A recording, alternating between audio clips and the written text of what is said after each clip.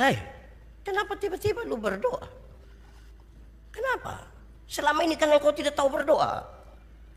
Kenapa tiba-tiba berdoa? Hai Tuhan, saya sementara dalam kesulitan ini. Ini antara hidup dan mati ini Tuhan. Tapi saya lihat engkau malas berdoa dan tidak pedulikan saya ini selama ini. Memangnya saya harus jawab engkau kok? Lantas ini orang bilang begini, ya Tuhan, memang supaya jangan terlihat terlalu munafik lah, sudah Tuhan tidak usah buat saya tiba-tiba beriman, tidak apa-apalah. Biarlah saya mati, tidak apa-apa Tuhan. Tapi sebelum kematian ini saya minta kepada Tuhan, tolong buat supaya ini beruang, ini beriman.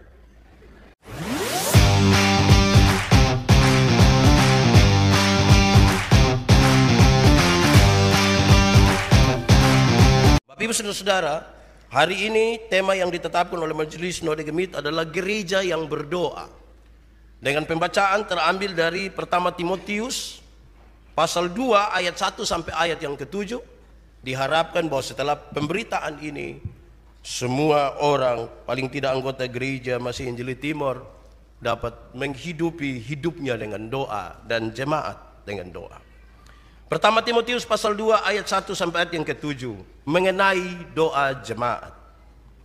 Pertama-tama aku menasihatkan, naikkanlah permohonan, doa syafaat dan ungkapan syukur untuk semua orang, untuk raja-raja dan untuk semua pembesar, agar kita dapat hidup tenang dan tentram dalam segala kesalehan dan kehormatan. Itulah yang baik dan yang berkenan kepada Allah Juru Selamat kita, yang menghendaki supaya semua orang diselamatkan dan memperoleh pengetahuan akan kebenaran. Karena Allah itu Esa, dan Esa pula Dia yang menjadi pengantar antara Allah dan manusia, yaitu manusia Kristus Yesus, yang telah menyerahkan dirinya sebagai tebusan bagi semua manusia. Itu kesaksian pada waktu yang ditentukan. Untuk kesaksian itulah aku telah ditetapkan sebagai pemberita dan rasul. Yang kukatakan ini benar, aku tidak berdusta, dan sebagai pengajar orang-orang bukan Yahudi dalam iman dan kebenaran. Demikian firman Tuhan. Berbahagia setiap orang yang mendengar firman, memelihara dan melakukan dalam hidup setiap hari. Bapak Ibu Saudara-saudara, shalom. Kuat sedikit, shalom. Hari ini kita akan berbicara pemberitaan firman Tuhan tentang doa jemaat. Tapi saya kasih dua catatan awal dulu. Yang pertama, saudara-saudara, saya ini pilek. Dan karena pilek tadi mau datang, saya minum obat pilek. Saudara tahu dia punya efek? Oh tahu mengantuk. Jadi kalau saya omong-omong mulai diam, saudara jangan pikir, jangan sampai tema doa jadi bab itu ada berdoa. Atau jangan sampai saudara yang tutup mata, saya kira saudara lagi berdoa padahal saudara pilek juga. Itu catatan yang pertama. Kedua, saudara-saudara, saya sangat berharap bahwa saudara-saudara tadi datang berdoa. Ada berdoa tadi kok? Amin. Di rumah berdoa kok? Itu baik sekali kalau hidup dalam doa. Karena doa itu menunjukkan bahwa kita ini orang terbatas. Karena itu kita mau minta kepada Tuhan yang tidak terbatas untuk selalu menolong kita. Ada dongeng anak-anak sekolah minggu dulu bilang begini. Ada satu orang pemalas berdoa. Dia jalan-jalan di hutan. Dia lihat di hutan tuh bagus-bagus. Air bagus, pohon bagus, semua bagus. Tiba-tiba datang itu binatang yang besar, nama apa lagi? Beruang. Tinggi 2 meter mungkin. Dia coba-coba melarikan diri. Tapi beruang gerakan lebih cepat lah. Beruang tangkap dia. Sekarang dia sadar betul bahwa dia ada di bawah dan beruang di atas, tinggal mencabik-cabik dia punya tubuh. Tiba-tiba dia berteriak, Tuhan tolong aku. Waktu dia bilang Tuhan tolong aku, tiba-tiba waktu berhenti. Waktu tidak jalan lagi. Berarti beruang juga tidak bisa bikin apa-apa, dia juga tidak bisa. Diam-diam. Tuhan bertanya kepada dia, hei, kenapa tiba-tiba lu berdoa? Kenapa? Selama ini kan engkau tidak tahu berdoa. Kenapa tiba-tiba berdoa? Hai Tuhan, saya sementara dalam kesulitan ini. Ini antara hidup dan mati ini Tuhan. Tapi saya lihat engkau malas berdoa dan tidak pedulikan saya ini selama ini. Memangnya saya harus jawab engkau kok? Lantas ini orang bilang begini, ya Tuhan, memang supaya jangan terlihat terlalu munafik lah, sudah Tuhan tidak usah buat saya tiba-tiba beriman juga tidak apa-apalah. Biarlah saya mati tidak apa-apa Tuhan. Tapi sebelum kematian ini saya minta kepada Tuhan, tolong buat supaya ini beruang, ini beriman. Kalau saya sudah tidak beriman tidak apa-apalah, tapi minimal ini beruang beriman Nah, Tuhan bilang baiklah kalau begitu. Terus waktu bergulir kembali seperti biasa. Jadilah beruang ini tidak makan dia. Beruang itu hanya sekedar menjilat-jilat, terus beruang tutup mata sedikit. Dan beruang berdoa, berkatilah makanan ini Tuhan. Jadilah beruang itu beriman Matilah dia. Itu pengantarnya. Saudara-saudara, Paulus menasehatkan murid rohani Timotius supaya ajar jemaat itu untuk berdoa. Berdoa juga bagi semua orang. Oke, berdoa bagi kita pun diri itu biasa toh. Tapi berdoa juga untuk semua orang. Saya bayangkan berkali-kali kalau kita berdoa itu kan kita pun doa itu hanya sekedar permintaan untuk diri sendiri. Sedikit di atas itu kita bilang Tuhan terima kasih engkau baik segala macam. Terus lewat dari itu tuh permintaan. 1, 2, 3, 4, 5, 6 sampai 25. Terus bilang ampunilah dosa kami. Dalam nama Yesus kami berdoa. Kadang-kadang belum ampunilah dosa kami kita tambah satu kalimat. Sebenarnya masih banyak hal yang ingin kami pinta. Nah yang tadi 25 itu bukan ada banyak. Tapi sebenarnya kami mau minta lagi. Tapi Tuhan sudah tahu. Dan seterusnya. Nah. Lalu Paulus bilang begini. Pertama-tama bilang kepada mereka. Kalau engkau berdoa naikkanlah permohonan, doa syafaat dan ucapan syukur. Permohonan. Apa itu permohonan? Doa untuk meminta sesuatu. Memohonkan sesuatu dari Tuhan. Untuk siapa? Untuk diri sendiri. Permohonan sangat berkaitan dengan doa pribadi. Untuk saya yang berdoa. Terus naikkanlah doa syafaat. Apa itu doa syafaat? Doa untuk orang lain. Berdoa bagi orang lain. Untuk janda, duda, balu, yatim piatu. Berdoalah bagi mereka. Bukan kebutuhan pribadi kita, namun mencakup kebutuhan orang lain dan kepentingan orang lain, bukan kepentingan kita. Berdoa. Yang ketiga dia bilang, dan mengucap syukurlah. Mengucap syukurlah bukan saja untuk diri sendiri, tapi mengucap syukurlah bagi para pemerintah, bagi orang-orang besar, orang-orang kecil, dan mengucap syukurlah. Karena kita masih ada, memang tantangan itu ada, memang ada masalah. Memang ada kehidupan yang sedikit morat-marit, tapi bersyukurlah kepada Tuhan kalau hari ini kita masih bisa selamat, kalau hari ini kita masih bisa berjumpa, kalau hari ini kita masih bisa bertemu. Bersyukurlah. Saudara-saudara, 3 hal itu kemudian menolong kita untuk memahami bahwa sebelum kita menyampaikan sesuatu yang bersifat umum itu, ingat baik-baik sesuatu tentang diri kita. Saya suka bilang ketika berkhotbah tentang doa Bapa kami, jangan engkau berdiri di persimpangan-persimpangan jalan dan berdoa supaya didengar oleh orang. Tapi kalau engkau mau berdoa, masuklah ke dalam kamarmu, tutuplah pintu dan berdoa di sana. Kenapa? Karena doa itu pribadi sekali. Selesaikan dulu kita hubungan dengan Tuhan, dan kemudian berdoalah bagi banyak orang. Berdoalah bagi kepentingan umum. Berdoalah bagi bangsa dan negara ini. Doa. Tapi ingatlah juga ungkapan syukur. Saya kira kalau kita tidak terlalu ingat ungkapan syukur itu bermasalah Ya ada masalah lah, tapi mengucap syukur itu baik. Kenapa saudara? Tadi malam saya baca satu buku kecil, bukan buku kecil. Ada ibu siapa kok yang muat di Facebook. Dia tulis begini, satu saat ada guru ajar matematika di anak murid dong. Dia mulai ditulis di papan 5 kali 1 7, 5 kali 2 10, 5 kali 3 15, 5 kali 4 20, 5 kali 5 25, 5 kali 6 30, 5 kali 7 35, 5 kali 8 40, 5 kali 10 5 kali 9 45, 5 kali 10 50. Terus pas dia tulis habis, anak-anak tertawa semua. Dia bilang, kenapa kamu tertawa? Ibu, 5 kali 1 itu 5. Ma ibu tulis 7. Oh iya, baiklah, ibu salah ya. Tapi kamu harus belajar sesuatu dari sini. Kenapa? Karena ibu tulis salah itu 1 salah. Yang mulai 5 kali 2 sampai 5 kali 10 itu benar semua. Tapi kamu pun mata hanya tertuju kepada yang salah, yang 5 kali 1 7 itu, sampai kamu lupa bahwa ada 9 bagian yang baik. Ada masalah toh? Masalah itu 1. Mungkin juga 2. Mungkin juga 3. Tapi ada 9 yang Tuhan kerjakan baik di situ dalam hidupmu. Dan sekarang pakai waktu 20 detik untuk renungkan kebaikan-kebaikan Tuhan yang perlu saudara syukuri. Silakan.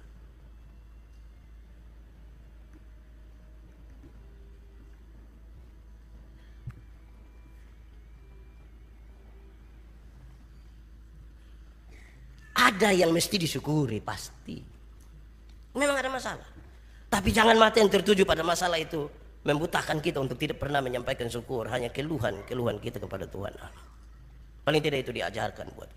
Kedua, saudara-saudara, kita mendapat pengajaran bahwa kalau berdoa itu, doa harus mencakup orang-orang besar dan orang-orang kecil. Harus mencakup orang-orang kaya dan orang-orang miskin. Kenapa? Hidup ini harus ada itu 2 sekaligus. Harus ada orang besar, harus ada orang kecil. Hidup ini tidak bisa orang kecil semua.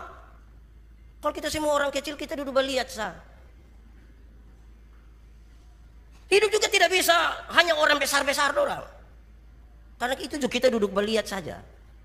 Hidup ini harus ada orang kecil, orang besar, harus ada orang kaya, orang miskin. Supaya apa? Mereka bisa membangun relasi, bekerja sama, atau hal-hal yang sekiranya dapat menolong satu dengan yang lain. Berdoalah bagi mereka yang besar, bagi mereka yang kecil. Besar yang dimaksud ini status, kekayaan, segala macam. Bukan badan besar. Ini soal status. Tapi mau berdoa bagi besar juga tidak apa-apa, badan besar tidak apa-apa. Saudara-saudara, berdoalah juga saudara-saudara bagi pejabat dan yang bukan pejabat. Supaya yang pejabat itu dapat memerintah dengan baik. Yang bukan pejabat itu jangan bikin ke pejabat-pejabat. Iya toh? Kalau semua pas di pun tempat itu tidak baik. Kadang-kadang kita ini baru dekat dengan wali kota, kita kira kita yang wali kota. Saya kadang-kadang marah beberapa ibu yang RT dia pun suami, tapi suruh panggil dia ibu RT. Wah, harus berdoa kasih dia itu supaya dia berhenti itu. Yang kepala sekolah dia pun suami, tapi suruh panggil dia ibu Kepsek. Lama-lama dia tanda tangan rapor, saudara. Berdoalah supaya kita minimal tahu posisi masing-masing. Kadang-kadang satu hal yang paling masalah di dunia ini adalah hidup yang tidak tahu posisi. Berdoalah, itu menjadi tanggung jawab gereja. Berdoalah bagi para pejabat. Doa itu juga harus mencakup orang Kristen dan bukan Kristen. Doa harus begitu. Doa harus mencakup semuanya. Doa itu adalah sebuah pergumulan bersama, pergumulan gereja, pergumulan untuk bangsa dan negara ini. Kita bertanggung jawab di situ sebagai gereja. Karena itu harus ya berdoa. Berdoa bagi semuanya. Saudara-saudara, kemudian pertanyaannya adalah mengapa doa jemaat kemudian menjadi penting? Mengapa gereja yang berdoa itu menjadi penting? Saya catat beberapa hal di sini saudara, kira-kira 4 atau 5 hal. Yang pertama saudara, Tuhan Allah itu kudus, suci sekali, dan manusia adalah orang-orang yang berdosa dan tercemar. Tapi Tuhan mengizinkan, Tuhan memperkenankan dirinya untuk dihampiri oleh orang-orang yang berdosa seperti kita. Harusnya ini sebuah kesempatan yang baik. Harusnya ini merupakan sebuah kesempatan yang baik. Tuhan terlalu kudus. Sulit kita temui dia karena kita tercemar oleh dosa. Tapi dia berikan kesempatan memperkenankan kita orang-orang berdosa ini untuk bisa datang kepadanya melalui apa? Doa.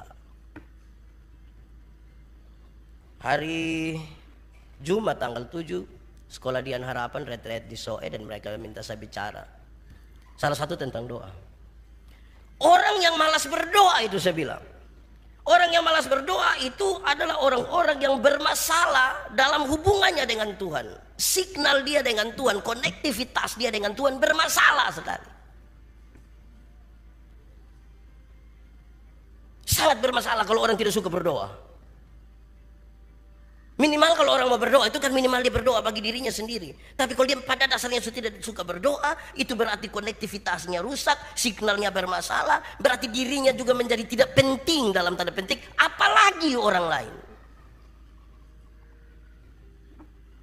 Harusnya ini kesempatan yang direbut oleh banyak orang untuk berdoa karena Tuhan membuka kesempatan itu.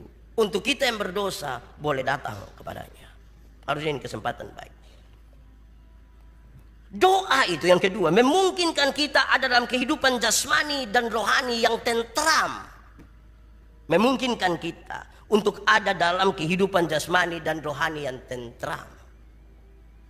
Sukseskah? Tidak juga. Kaya raya kah? Tidak juga. Kehidupan jasmani dan rohani yang tentram itu adalah kalau doa itu kemudian mengajarkan kita tentang ungkapan syukur, maka sebuah keberanian kita ketika berdoa dan kita bilang, Tuhan saya terima ini apa adanya, saya terima. Banyak orang miskin tidak mampu menerima keadaannya yang miskin. Banyak orang yang sudah kaya tidak mampu terima kekayaannya dan dia mau lebih lagi dari yang itu. Padahal menurut saya untuk dari dia saya cukup.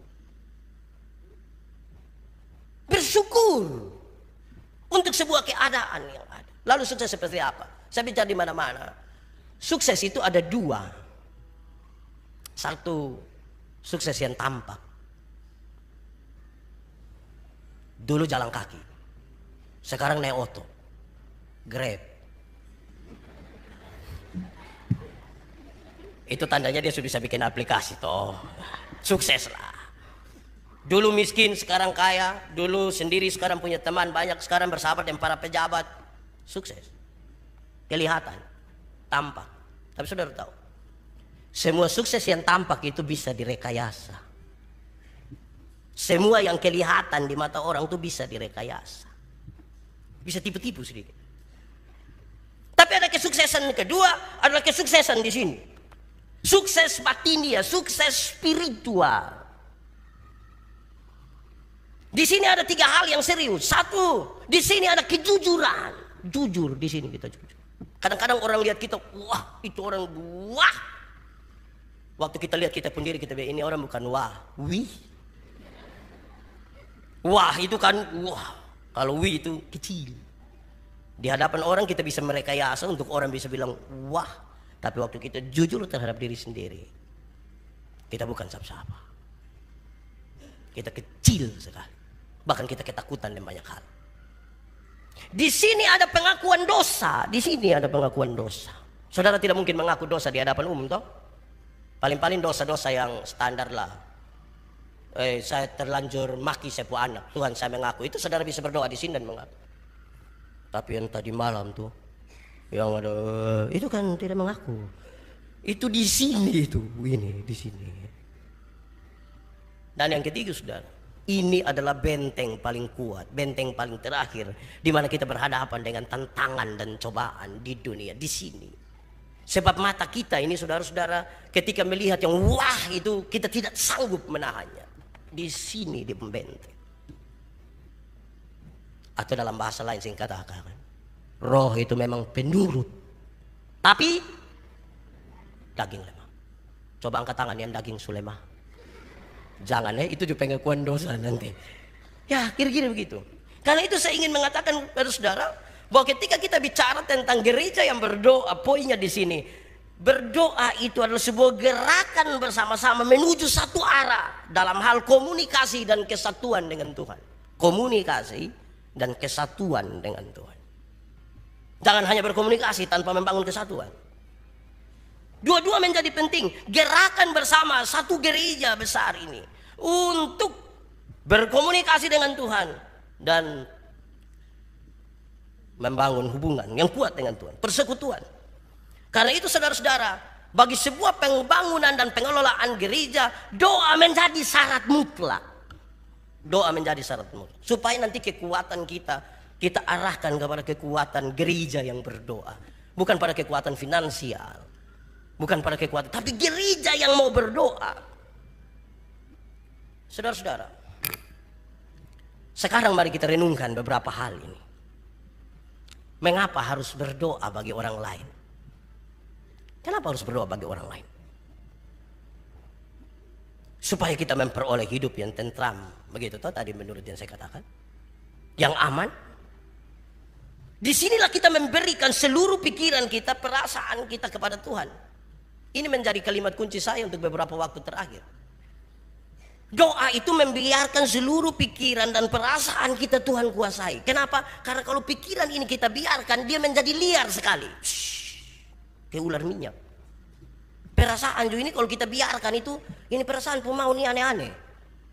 Jadi harus minta Tuhan untuk kuasai pikiran dan perasaan.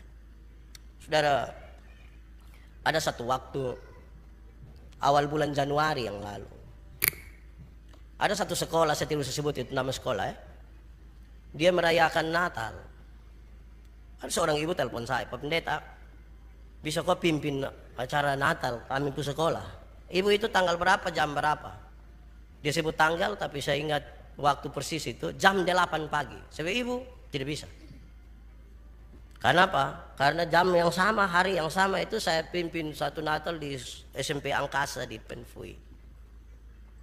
Ibu yang Pak Pendeta, tahun lalu Bapak yang khotbah, jadi kami sepakatin tahun Bapak khotbah. Saya bilang, ibu tunggu sedikit kalau saya coba telepon itu orang dong. Tapi tidak mungkin saya batal toh, hanya karena ibu terus saya batal ini. Ke geng-geng. Jadi sudah saya telepon,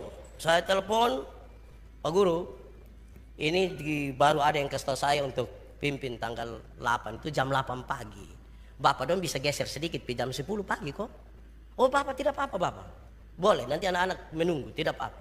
Oke baik, saya telepon, ibu bisa. Tapi ingat ibu jam 8 pagi. Oh iya Pak, aman Pak, tepat waktu. Liturgi ke mana ibu? Pokoknya pasah, hanya kami guru-guru menyanyi situ sudah. Jadi saya bayangkan ini pendek-pendek, sama. Kami masih komunikasi sampai H-2. Ibu bilang, Pak Pendeta saya antar ini surat kok.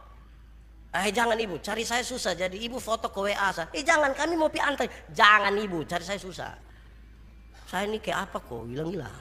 Cari saya susah. Ibu foto saja WA. Ternyata ibu tidak foto juga, saya tidak apa-apa. Pas hari 7.15 saya keluar dari rumah menuju ke itu tempat. Sampai di sana saudara tidak ada orang. Saya mulai rasa ke karmana kok. Saudara bisa rasa saya pura rasa itu. Beberapa menit kemudian datang satu bapak, dia tanya, Pak minta maaf, Pak cari siapa? Kemojengkel lah.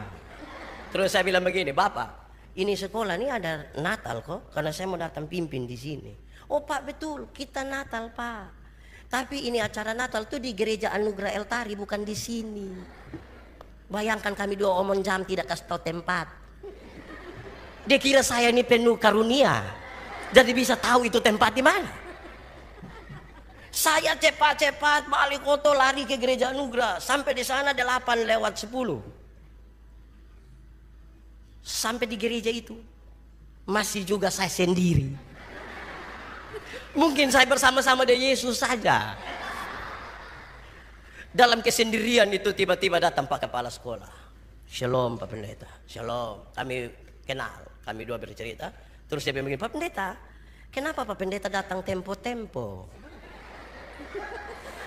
Ke mana kok? Terus saya bilang, Bapak, ibu yang hubungi saya itu kami sepakat tata sampai terakhir sepakat jam 8 pagi Pak. Aduh Pak Pendeta itu ibu tidak kasih tahu Pak kok. Saya kasih tahu apa? Kami pun kesepakatan itu anak-anak datang jam 8 dan Pak Pendeta serta undangan lain jam 9. Hebat toh. Kurang 5 menit jam 9 atau kurang 10 menit jam 9 itu ibu datang. Dan dia dari belakang saya tidak tahu. Saya duduk lihat. Begitu tuh tidak mungkin baca Alkitab. Ya saya duduk lihat HP begini, tiba-tiba ini ibu sampai. Pas sampai dia bilang begini, pasti Bapak Maraveta.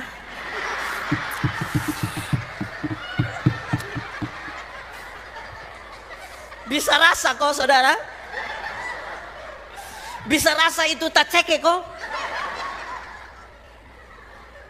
Mengerikan saudara itu. Ini mau pelayanan ini. Ini mau pelayanan. Karena tadi acara yang saya pikir di sekolah, saya pergi pakai batik saja, cukup. Tapi sekarang panitia di gereja atur harus pakai mimbar utama. Saya tidak mungkin naik mimbar utama pakai batik. Pulang ame toga tuh persoalan besar. Ibu pendeta, yang pendeta di situ ibu, nama pakai dia punya. Ya tidak mungkin ibu Masalah sudah. Saya pusing ingat saya, oh puji Tuhan. Ternyata waktu pimpin hari Minggu saya tidak kasih turunin toga dari mobil. Oh baik, saya ambil. Kesempatan ini saya masuk di ruang pendeta, saya berdoa. Tuhan, tolong kuasai pikiran dan perasaan saya. Kan ini mau pelayanan. Jangan sampai itu ibu tuh bikin saya. Kan itu saya berdoa, Tuhan tolong kuasai ini pikiran dan perasaan. Saya berharap saudara menangkap sesuatu di sini. Amin kok. Masalah itu ada. Bikin tacike, bikin susah, bikin sedih. Tapi ketika saudara menjadi satu bagian dari gereja yang berdoa, hari ini saudara harus berdoa, Tuhan tolong kuasai pikiran dan perasaan saya. Amin. Ada hal yang buat kita tidak aman. Saya pimpin habis itu kebaktian, pas habis saya turun itu buka pakaian langsung lewat. Saya tahu itu ibu telepon saya tidak ambil.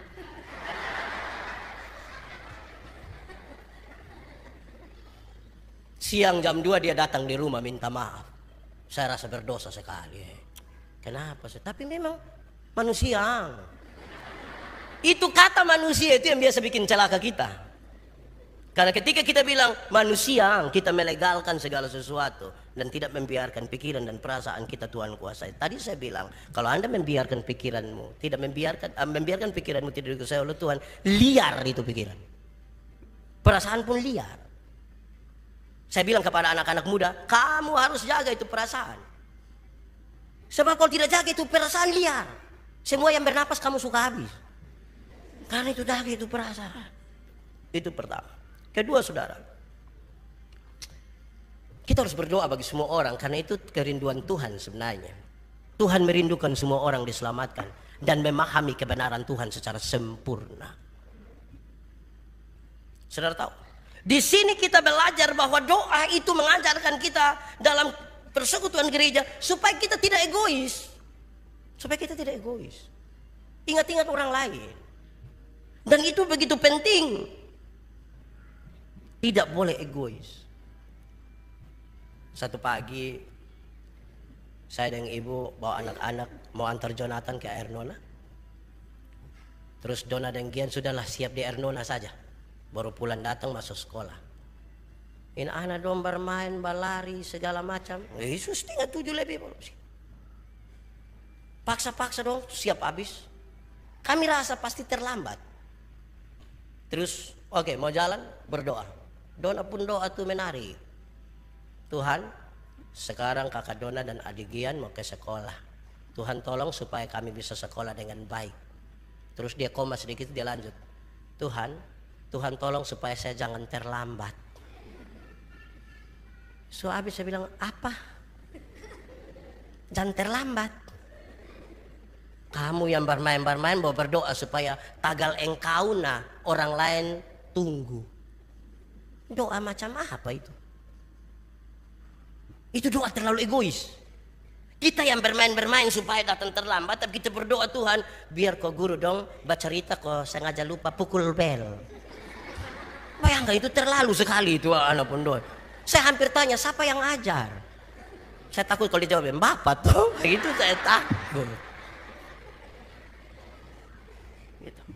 Jangan bikin doa yang egois sekali. Kan kita ada dalam sebuah persekutuan. Ada konsekuensi yang harus kita terima sebagai bagian dari sejumlah keputusan yang kita ambil masa lalu. Hari ini kita terima di akibat toh. Bukan menghindar, bukan hapus seperti tidak, kita terima. Saudara, saya suka pakai contoh ini, saudara tahu, tapi saya mau pakai contoh ini untuk menegaskan lagi.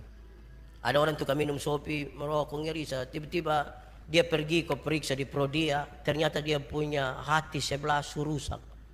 Separuh hati telah pergi.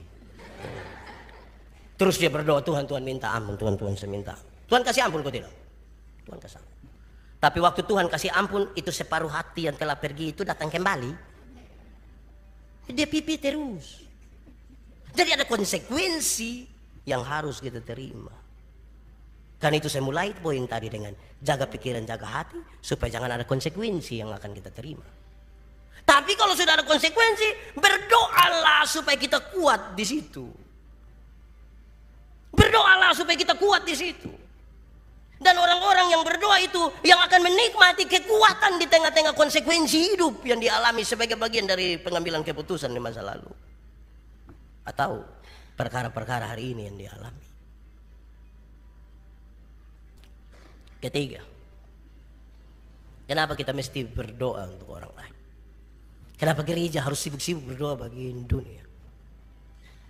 Karena kita menjadi bagian dari semua orang. Dan kita tidak hidup untuk diri sendiri. Kita menjadi bagian dari semua. Saya percaya Kristus. Ada orang di Amerika juga percaya Yesus. Toh? Ada orang di Singapura, di Malaysia, di Jakarta, di Niki-Niki, di Sunu, di Menela Petu. Kita menjadi bagian dari semua. Karena itu saya harus berdoa bagi mereka. Kita bukan sekedar masing-masing akan berdiri supaya dia mempertahankan dirinya sendiri kuat di situ, tapi semua orang menjadi bagian. Kalau ada satu orang yang hari ini saudara lihat dia tidak suka, ambil waktu sedikit untuk berdoa atas dia sebentar.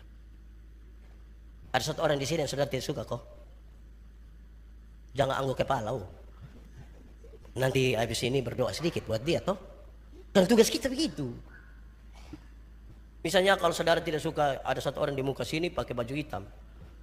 Ya kalau saudara ambil waktu sedikit berdoa ke dia toh. Kan tugas kita nah begitu. Jadi jangan sekedar kita merasa sudahlah engkau Kristen saya tidak.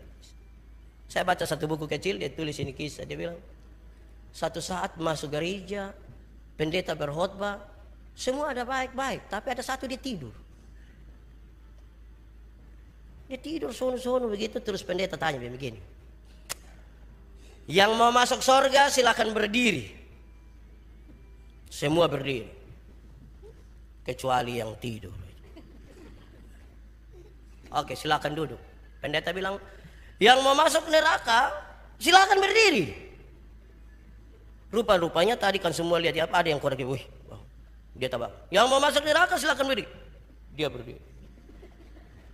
Sadar bahwa dia sendiri berdiri di situ.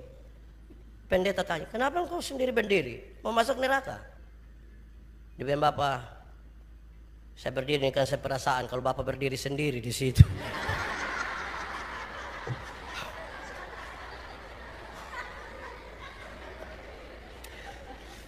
Kayak karena mana koang?